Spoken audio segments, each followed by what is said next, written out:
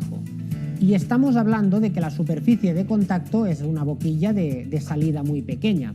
Imaginar ahora un cilindro con todo su diámetro y tener en cuenta que las presiones siempre son por centímetro cuadrado, cantidad de líneas de fuerza por centímetro cuadrado. Cuanto mayor es el tamaño de la pieza que estamos empujando, mayor es la presión que estamos ejerciendo. De esta manera, si hacéis este ejercicio os daréis cuenta la presión que tiene que soportar el conjunto superior respecto de los cilindros.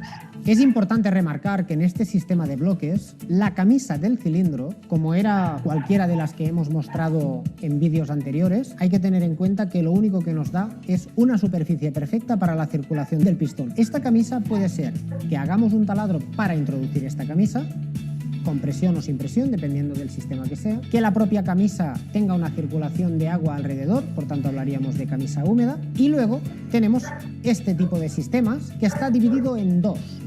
Aquellos que únicamente tienen un recubrimiento superficial sobre el aluminio de endurecimiento para la circulación del pistón, de los cuales hablaremos en otro momento, y aquellos en los que la camisa está introducida en la colada de la fundición. ¿Qué significa esto? Cuando nosotros hacemos un molde para formar un bloque, la estructura interna ya tiene aquellos pasos que van a tener que quedar libres, están ocupados por una pasta especial que soporta que cuando echamos el aluminio líquido se quede en el mismo punto, solo llenaremos aquellos huecos que quedan libres. Cuando nosotros queremos dejar una pieza dentro de la misma colada, podemos. De hecho, se hace. Lo que hacemos es introducimos una camisa dentro y todo alrededor se va a llenar con aluminio. Por tanto, la camisa ya tiene una rugosidad por la pared exterior que lo que nos permite es que nos amarre bien con el aluminio. Esto es lo que vemos en el interior de estos cilindros. Es una camisa introducida en la colada. ¿Qué ventajas e inconvenientes tiene? La ventaja es de transmisión de temperatura. Básicamente el aluminio transmite muy bien la temperatura y eso beneficia al correcto funcionamiento de los motores. Desventajas: a patadas. O sea, mientras no tenemos ninguna avería, una balsa de aceite. El problema es cuando tenemos averías. Las averías de temperatura son las que más problemas causan porque el aluminio, cuando aumentamos la temperatura, las deformaciones que existen en él son bastante superiores a las que tenemos en otro tipo de compuestos. ¿Qué más apartados tenemos significativos en este bloque? Pues en este bloque tenemos otro que es muy importante, prácticamente definitivo en este sentido, y es que normalmente cuando tenemos un bloque, la estructura del bloque está completamente pegada a la camisa. En este caso es justo lo contrario. Tenemos un sistema autoportante y es autoportante porque se soporta solo por la parte inferior.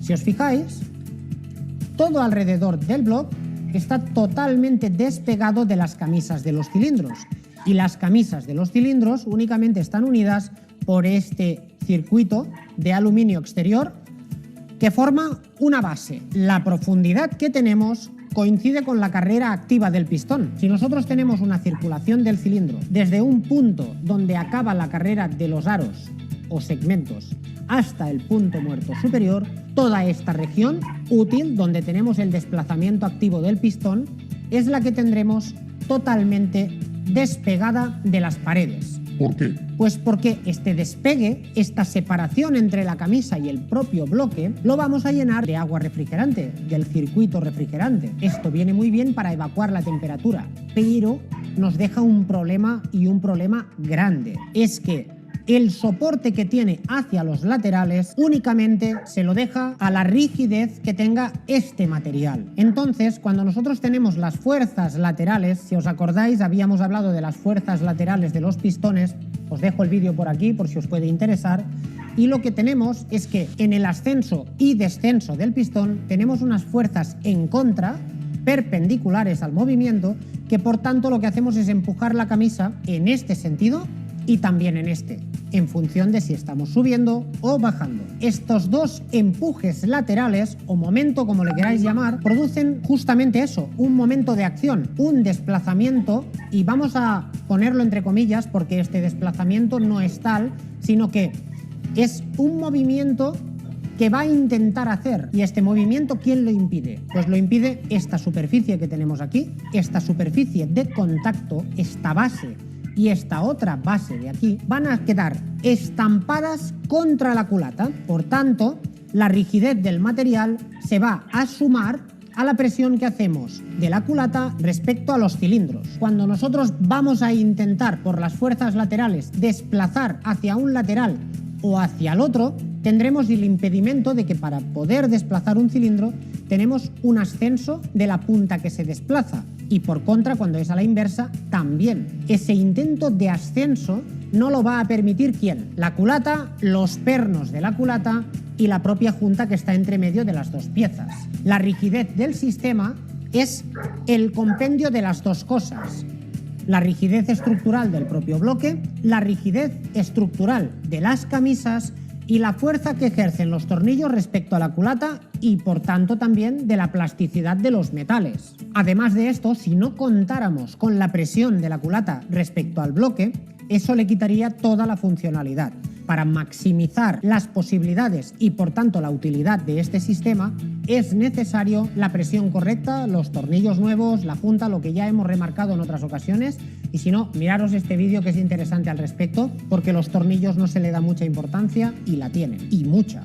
En este caso que nos ocupa, lo que tenemos es una deformación entre dos pernos. ¿Por qué se ha ocasionado una deformación del bloque entre dos pernos? Si os acordáis, en otro vídeo habíamos tratado que las fuerzas que se ejercen sobre el bloque respecto de la culata van a ser proporcionales a la presión que sujetamos los tornillos y que entre medias de dos tornillos tenemos un valle. Este valle que tenemos y que estáis viendo en pantalla con la malla azul, que ya conocemos de otros vídeos, este valle es el ocasionado por la plasticidad de los metales y esa deformación relativa que se ocasiona por el hecho de que cuando sujetamos dos pernos tenemos presión en ambos y será la presión máxima la que ejerzan estos tornillos respecto de la culata, pero entre medias de los dos se ocasionará un déficit de presión, por tanto será más vulnerable a que haya cualquier tipo de alteración. La alteración que se produce en este caso es que esa merma de presión sumada a cualquier problema que haya tenido el motor, por ejemplo una subida de temperatura, una ausencia de refrigerante, 1000 cosas que no tocan en este vídeo, lo que ocasionamos es que esa merma se pronuncia y al pronunciarse ocasionamos un desgaste en un punto. Desgaste de la junta, desgaste del bloque y deformidad del mismo. Esto nos lo puede ocasionar perfectamente unos tornillos estirados más de la cuenta, que por tanto ya no se amoldan a lo que necesitamos, no ejercen la presión necesaria y por tanto tampoco la mantienen fija. Cuando tenemos este escenario que se juntan varios de estos factores, lo que estamos ocasionando es que me da igual si el tornillo está flojo, como si está estirado, como si la zona plástica del tornillo se ha sobrepasado. El resultado final va a ser el defecto en el que nos encontramos. Bien os digo que si este bloque no fuera de aluminio, fuera únicamente de hierro colado o de fundición, esto no hubiera sucedido, por el hecho de que la rigidez de ese material es mayor y por tanto tendría un punto más débil. ¿Cuál es? La culata. La culata, al ser de aluminio, en la mayor parte de ellos, es más sencillo que la parte vulnerable se la lleve la culata. En este caso, al ser aluminio parte baja y aluminio parte alta, tenemos el problema en ambas superficies. Este paso justamente lo que hace es que parte de la compresión se nos va a escapar por esta región de aquí hacia el circuito de refrigeración, que además habéis visto que al ser continuo a todo alrededor, aún le da más facilidad para este paso, porque no hay ninguna parte en la que no tengamos contiguo al cilindro circuito de refrigeración. Por tanto, cualquier escape o fuga de esa compresión va a pasar al circuito de refrigeración. En el caso de este motor estamos en 25,5 kilos de presión en un cilindro. Por tanto, eso aún facilita más las cosas. Si os acordáis, teníamos un vídeo de la junta de culata rota, que os dejo por aquí si no lo habéis visto. En ese caso mirábamos la planitud de una culata y encontrábamos un defecto. La culata que estábamos estudiando pertenece a este mismo motor. Y ahora veréis por qué os comento esto. Vamos a hacer justamente la misma prueba de planitud y veréis que el defecto está en el mismo lugar. Y entenderéis por qué esas sutilezas, cuando las vamos sumando una con otra, dan este tipo de problemas. Aquí tenemos la maravillosa barra. Simplemente se trata de una barra completamente rectificada por las cuatro caras. Utilizamos las más estrechas por dos razones. Una, porque la base donde apoyamos es mucho más delgada y por tanto nos permitirá ver deformaciones con mayor precisión. Y 2, porque cuando vamos a deformar un metal siempre se deforma por la cara más ancha. Por tanto, en este caso, si algún tipo de deformidad por la temperatura tenemos que recibir, la recibiremos en esta cara y no en esta o la inferior. La manera de proceder con estas barras es simplemente que por espesores, por diferencia de espesores, si nosotros tenemos una zona rectificada con un índice de perfección superior al que el fabricante marca como defecto, cualquier cosa que se escape de ahí lo podremos analizar. Entonces, como aquí se trata de poder analizar con precisión centésimas, la planitud de esta superficie tiene que ser mayor a la resolución que queremos analizar. En este caso, nosotros la galga más pequeña que disponemos es de 0,02, que son 2 centésimas. La galga no debe de pasar por debajo de forma libre. Si en alguna ocasión pasa de forma libre, quiere decir que ahí hay una deformidad. En el caso que nos ocupa, os muestro un lugar donde muerde perfectamente la galga, no tiene movimiento ninguno porque tenemos el peso sobre ella. Y luego, cuando nos movemos, si os fijáis, aquí tenemos libertad de la galga. Lo presiona, pero no le hace fuerza ninguna. Si hacemos la misma prueba en otro cilindro, fijaos que aquí sí que lo muerde perfectamente. Y en este, no. Si os fijáis en esta zona, desde este punto hasta este punto, tenemos una zona que la vemos comida. Esta parte que está comida por la fricción que ejercen los gases al ser traspasados desde la cámara de combustión hacia la zona de agua.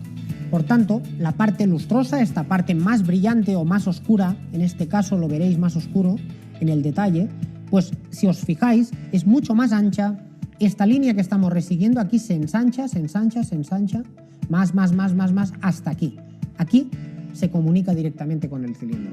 Esta parte es la que nos está ocasionando los problemas. La galga pasa sin ningún tipo de problema por debajo de la barra. No se puede permitir, no se puede dejar de esta manera, porque si no, en sus dilataciones, cuando el bloque dilata por su trabajo cotidiano, lo que estamos haciendo es que en las alteraciones hacia arriba y hacia abajo que se ejercen en los metales por su dimensionamiento de temperatura, tanto en la culata como en el bloque, lo que hacemos es que al crecer estiramos tornillos, al decrecer, cuando merma la temperatura, lo que estamos haciendo es que ya no seamos capaces de restaurar nuevamente la medida de la propia junta de culata, porque nos la hemos zampado con los gases de escape. La junta viene así. Si os fijáis, en esta zona de aquí, que vemos con mayor brillo, es donde tenemos el mismo defecto, pero en el bloque. Y cuando le demos la vuelta a la junta, la veremos más marcada en esta zona, que es por donde los gases han podido pasar al cuerpo del líquido. Fijaos, esta región de aquí, desde este punto hasta este punto, son justamente los que estábamos viendo aquí. Desde aquí hasta aquí, esta zona es la que tiene el problema. ¿Y esto es una rareza o va a pasar a menudo? Esto sucede muchísimas veces y más que va a suceder porque la gran mayoría, prácticamente la totalidad de los bloques modernos, van a ser con este tipo de composición. Por tanto, al ser todo aluminio, cuando tenemos un desgaste, va a ser igual en la culata que en el bloque. Deformidades tan pequeñas, antiguamente no eran, ni necesario de poder mirar. Es más, las galgas se pasaba la galga de 10, de 0,10, o sea, una décima. No hablábamos de nada de centésimas. Es más, es que en metrología hablar de centésimas, como aquel que dice, era pedante.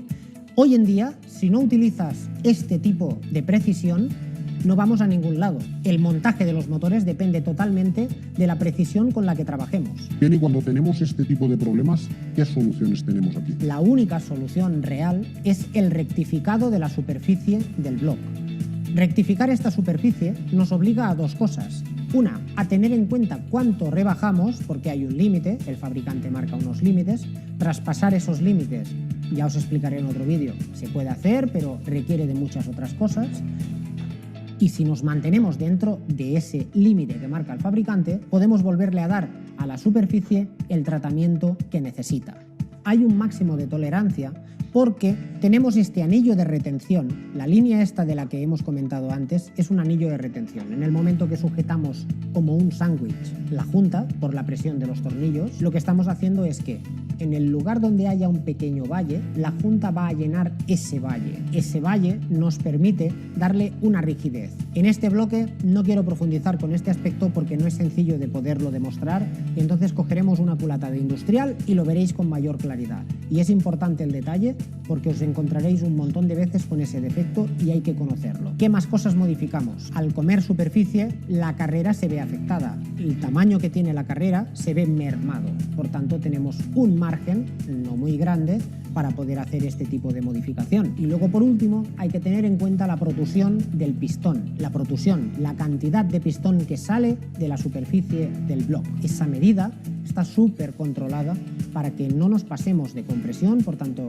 tendríamos picado, para que no golpee contra la parte superior y para que el motor funcione dentro de lo establecido por el fabricante. Pues bien, ya tenemos la parte teórica y la avería localizada. ¿Ahora qué nos toca? Ahora nos toca desplazarnos a la máquina de rectificar planos y vamos a pegarle un limpiado a esta superficie para volverle a dar la dimensión que corresponde. Nos desplazamos con las cámaras para allá y lo vemos. Pues ya tenemos el montaje hecho, tenemos el bloque montado encima de la bancada para poder rectificar, y ahora se trata de que con el reloj comparador lo que vamos a hacer es que el plano que representa la parte superior del bloque tiene que describir un paralelismo perfecto con el soporte de la bancada de la máquina.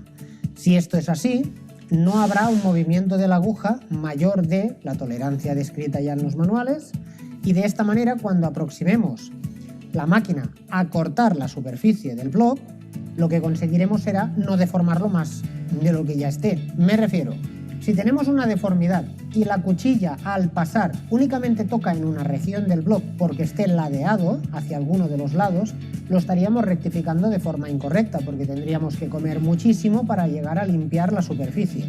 Como nosotros sabemos que toda la superficie es plana a excepción de aquel punto, lo que nos interesa es que la cuchilla que nos va a hacer el trabajo de rectificado en la parte superior trabaje lo más paralela posible a la línea que describe este bloque. Por tanto, lo que hacemos es, con el comparador, vemos qué desnivel tenemos si es que lo hay. Como hay orificios, cuando vayamos a pasar por un orificio, lo que hacemos es aguantar la aguja para que no nos rompa el comparador.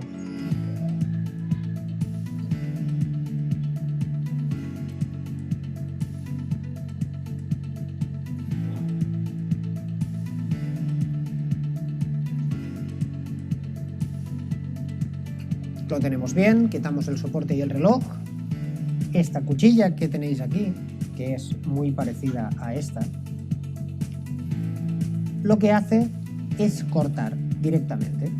Entonces ahora lo que vamos a hacer va a ser aproximar esta cuchilla a la superficie y luego con el nonio superior le daremos la precisión que necesitamos .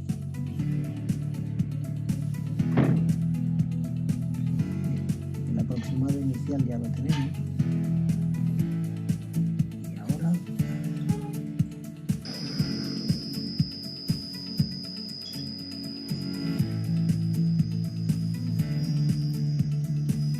si habéis escuchado, hay un cambio de sonido. Este cambio de sonido es el que ocasiona la cuchilla en el momento que roza la superficie del bloque.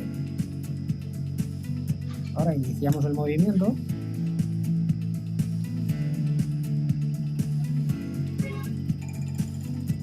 Y la máquina se va a ir llevando una capa superficial que nos hará una limpieza inicial.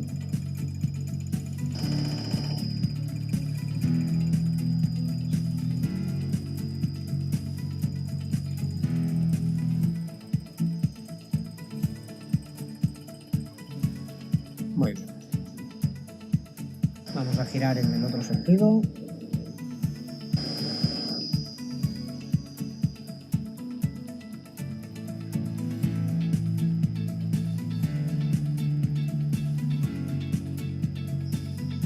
Muy bien, hemos salido. Vamos a bajar una centésima. Cuando decimos que bajamos una centésima, se trata de bajar una centésima del plano de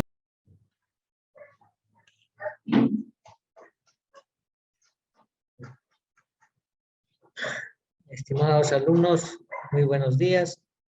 En esta oportunidad vamos a desarrollar la clase acerca del monobloc del motor.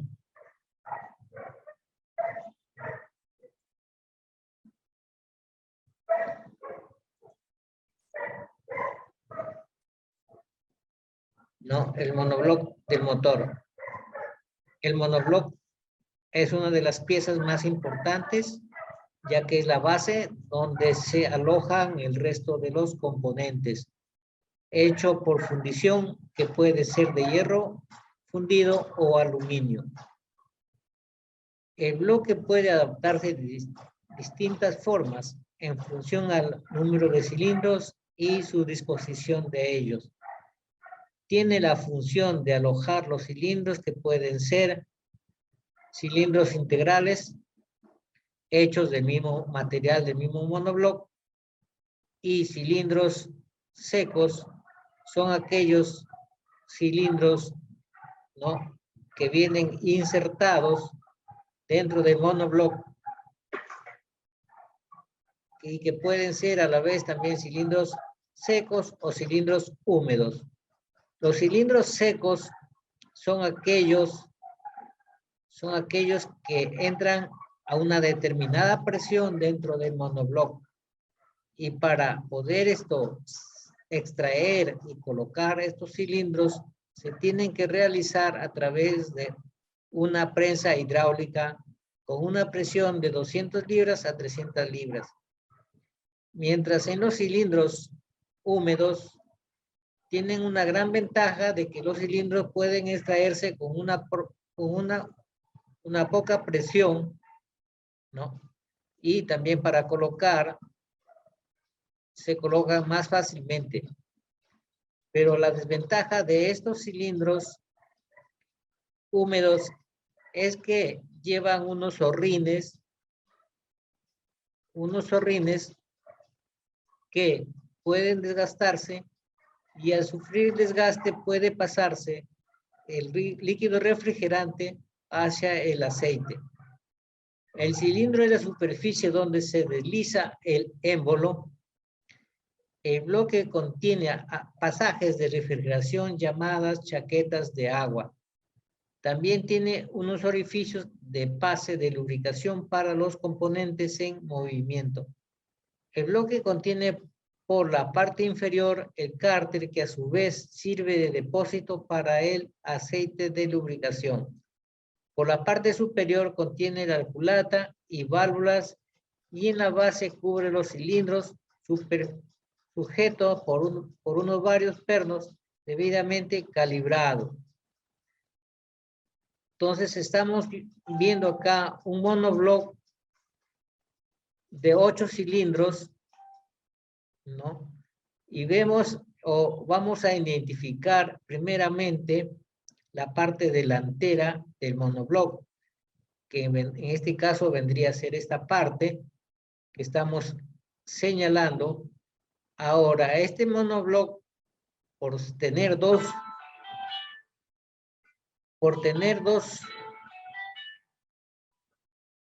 culatas, sería el banco derecho sería entonces la primera culata, y del banco izquierdo la segunda culata. Entonces los cilindros vendrían a empezar desde el lado derecho, que vendría a ser 1, 2, 3 y 4, y cilindro 5, cilindro 6, cilindro 7 y 8 del lado izquierdo. Entonces acá vemos un monobloc de 4 cilindros, ¿no? Y también estamos indicando el tipo de camisetas, la camiseta seca y la camiseta húmeda, ¿no? Entonces ya hemos dicho las características de esas camisetas, ¿no? Y sus dificultades de cada una de ellas.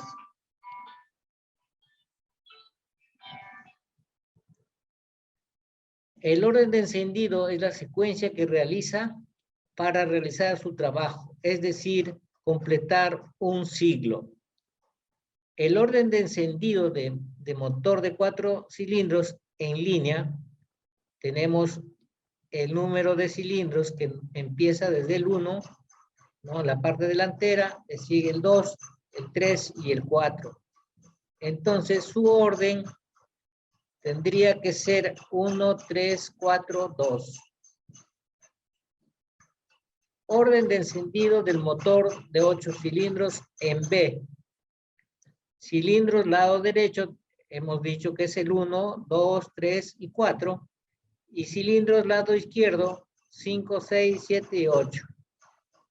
El orden de encendido sería entonces 1, 5, 4, 8, 6, 3, 7, 2. Bueno, vamos a ver también otro componente del motor, ¿no? Que es el volante. Acá vemos el volante, ¿no? Es la pieza encargada de almacenar la energía durante el tiempo en que se desarrolla el impulso motor o explosión, y lo restituye para el resto del ciclo. El volante es una masa de inercia que regulariza y equilibra el giro del cigüeñal, ¿no? Este es el volante, entonces es un componente de almacenamiento de energía de inercia, ¿no?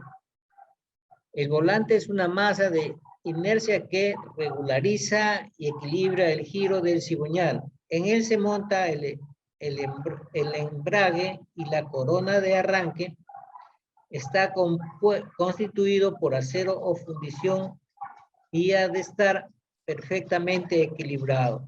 Entonces acá vemos la cremallera, la que le va a servir para los primeros arranques, ¿no?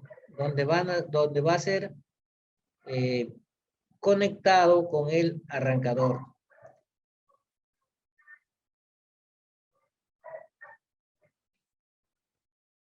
El volante está unido al cigüeñal en la parte posterior del motor.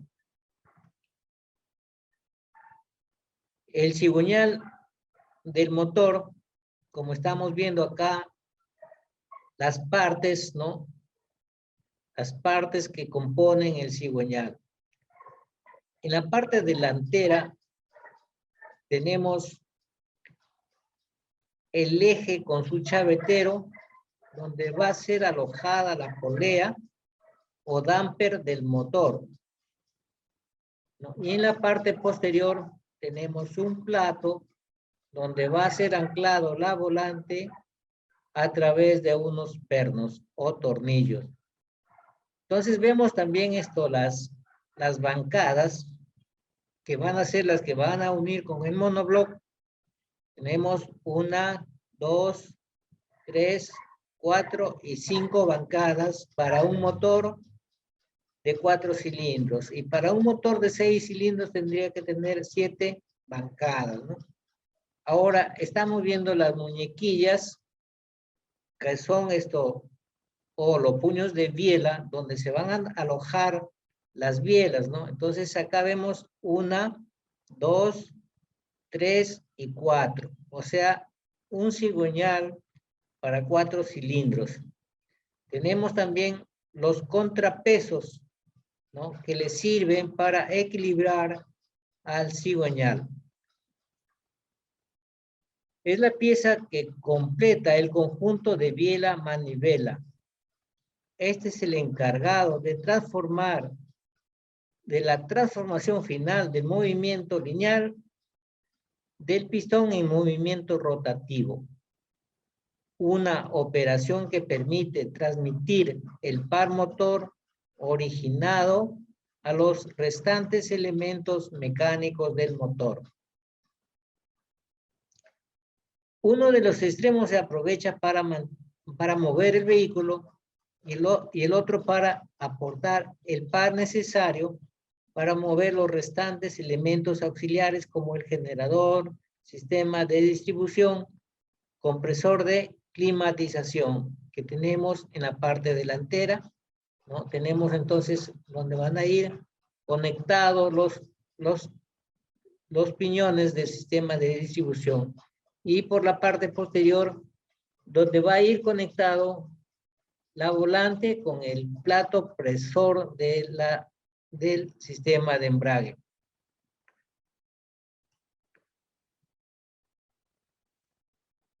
Uno de los extremos se aprovecha para mover entonces el vehículo, y la otra parte aporta para necesario para mover los restantes elementos auxiliares como el generador, sistema de distribución, compresor de climatización. La forma del cigüeñal depende de los factores de diseño propio de cada vehículo. Número de cilindros, ciclo de trabajo, y está constituido por las siguientes partes. Como hemos visto, unos apoyos que están alineados respecto a su propio eje y sirven de apoyo a las bancadas del monobloc. Una parte acodada donde se mecaniza las muñequillas que están descentradas respecto al eje cigüeñal y sobre las que se montan las cabezas de biela. Los brazos que unen a las muñequillas llevan prolongaciones que sirven para hacer de contrapeso y equilibrar. Un plato de anclaje posterior para fijar el volante, el eje anterior con chavetero para fijar la polea, los orificios de engrase que se comunican interiormente para canalizar el aceite de engrase a las muñequillas de apoyo.